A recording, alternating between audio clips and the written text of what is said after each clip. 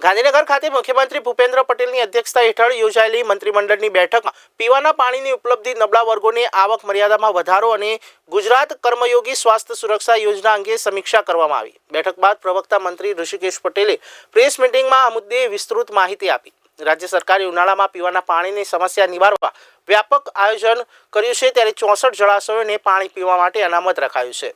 નબળા વર્ગોની આવક મર્યાદામાં વધારા અંગે કહ્યું કે ગુજરાત રાજ્ય કાનૂની સેવા સત્તામંડળ કાયદાની કલમ 20માં સુધારો કરીને સહાય માટેની આવક મર્યાદા ₹1 લાખથી વધારીને ₹3 લાખ કરવામાં આવી છે।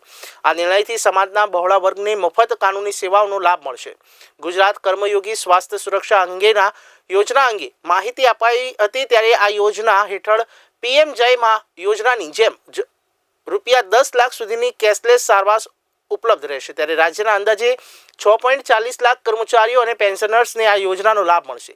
OPDનો ખર્ચ આમાં સામેલ નથી, પરંતુ હાલનું મેડિકલ એલાઉન્સ યથાવત રહેશે। અને ગુજરાતમાં પીવાના પાણીની ઉપલબ્ધતા પણ ગયા વર્ષોની કમ્પેરિઝનમાં આ વખતે ખૂબ સારી છે। ગુજરાતમાં હાલ 14,895 MCFT પાણીની જરૂરિયાત સામે જળાશયોમાં હાલની સ્થિતિએ 2,23,436 MCFT જથ્થો ઉપલબ્ધ છે। એટલે જે પીવાના પાણીની જરૂરિયાત છે એના સિવાય ખૂબ મોટો જથ્થો આપણી પાસે ઉપલબ્ધ છે, અને જે ગયા વર્ષની સાપેક્ષમાં 6% જેવો જથ્થો વધારે છે। 15,720 ગામોને સરફેસ સોર્સ આધારિત જૂથ યોજનાઓ દ્વારા પાણી પહોંચાડવામાં આવી રહ્યું છે। 2,432 ગામો ભૂગર્ભ જળ આધારિત યોજનાથી પીવાનું પાણી આપણે આપી રહ્યા છીએ। આમ 15 જુલાઈ 2000 સુધી પીવાના પાણીનો પર્યાપ્ત જથ્થો ઉપલબ્ધ છે, અને રાજ્યના દરેક જળાશયમાં પીવાના પાણીનો જથ્થો અનામત રાખી અને બાકીનું પાણી પણ ઇરિગેશન માટે આપવામાં આવશે। આ એક જે સર્વગ્રાહી આખા રાજ્યની જે પરિસ્થિતિનું આકલન થયું એ પ્રમાણે પીવાની પાણીની વ્યવસ્થાઓ આગામી ચોમાસું ચાલુ થાય ત્યાં સુધી ક્યાંય આપણને પીવાના પાણી માટે મુશ્કેલી પડે એવું નથી।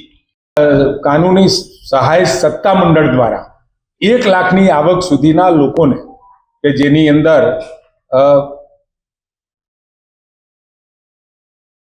અનુસૂચિત જાતિ, અનુસૂચિત જનજાતિના સભ્ય, મહિલા, બાળક, દિવ્યાંગ, ઔદ્યોગિક કામદાર સહિત નિર્ધારિત આવક મર્યાદા કરતા ઓછી આવક હોય એના એ લોકોને મફત કાનૂની સલાહ અને લીગલ આસિસ્ટન્સ આપવામાં આવે છે। તો એ 2012માં જે આ કાયદાનો નિયમ 20માં સુધારો કરી આ આવક મર્યાદા 1 લાખની જગ્યાએ હવે 3 લાખ કરવામાં આવે છે। એટલે ખૂબ બધા લોકોને આનો મોટો ફાયદો મળવાનો છે। હવે 3 લાખની આવક સુધીના જે તે વર્ગના લોકોને આનો લાભ થવાનો છે।